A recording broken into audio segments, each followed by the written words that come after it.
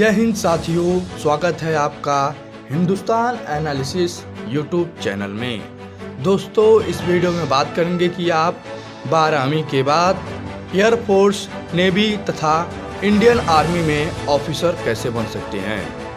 दोस्तों, यदि आपको इन तीनों सेनाओं में ऑफिसर बनना है तो ये वीडियो ज़रूर देखें।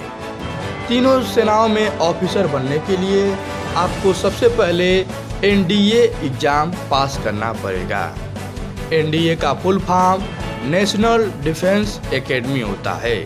इसे हिंदी में राष्ट्रीय रक्षा एकेडमी भी कहा जाता है।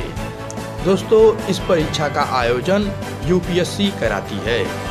दोस्तों, एनडीए फॉर्म भरने के लिए क्या योग्यता, हाइट तथा आयु सीमा की बात करते हैं। दोस्तों, योग्यता की बात करें तो आप इंडिया के किसी भी बोर्ड से आप 12वीं पास हो और आपके 12वीं में चाहे कोई भी विषय हो, इसमें कोई विशेष महत्व नहीं है। दोस्तों, इसमें हाइट की बात की जाए तो आपकी औसतन हाइट 157 सेंटीमीटर होनी चाहिए और आयु सीमा की बात की जाए तो आप 16.5 वर्ष से लेकर 19.5 वर्ष के बीच में एनडीए का फॉर्म भर सकते हैं। उसके बाद 19.5 साल के बाद आप इस फॉर्म को भरने के लिए उपलब्ध नहीं होंगे। दोस्तों, ये जो परीक्षा होती है इसे यूपीएससी साल में 2 बार कंडक्ट कराती है। पहला अप्रैल के मंथ में और दूसरा सितंबर के मंथ में एनडीए का परीक्षा यूपीएससी कराती है। दोस्तों, आप जैसे ही एनडीए के फॉर्म को भरते हैं उसके कुछ ही दिनों पश्चात इसके एक ही दिन 2 पेपर होते हैं। पहला पेपर मैथ का होता है जो 300 मार्क्स का होता है। इस पेपर में केवल मैथ के ही प्रश्न पूछे जाते हैं। मैथ का पेपर कंप्लीट होने के बाद कुछ ही घंटों बाद जीएटी का पेपर होता है जो 600 मार्क्स का होता है।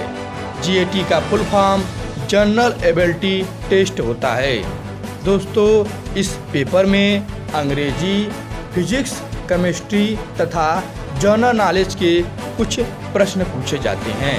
आपका दूसरा पेपर कंप्लीट होने के बाद दोनों पेपरों का एक कट ऑफ फाइनल लिस्ट तैयार किया जाता है। यदि आपका इस लिस्ट में नाम आता है तो आपको 5 दिन के एसएसबी इंटरव्यू के लिए बुलाया जाता है।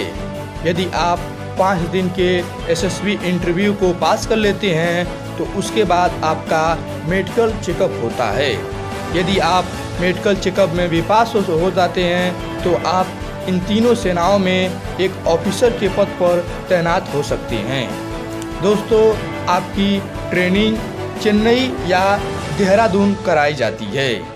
दोस्तों, इसमें सैलरी की बात की जाए तो इनकी शुरुआती सैलरी 75,000 पर मंथ से लेकर 1,80,000 पर मंथ के बीच में हो सकती है। दोस्तों, इन ऑफिसरों को बहुत सारी सुविधाएं भी मिलती हैं। दोस्तों, इसमें सिलेबस की बात की जाए तो इसमें 11वीं और 12वीं के मैथ तथा फिजिक्स केमिस्ट्री से ही प्रश्न पूछे जाते हैं और कुछ प्रश्न जनरल नॉलेज से पूछे जाते हैं।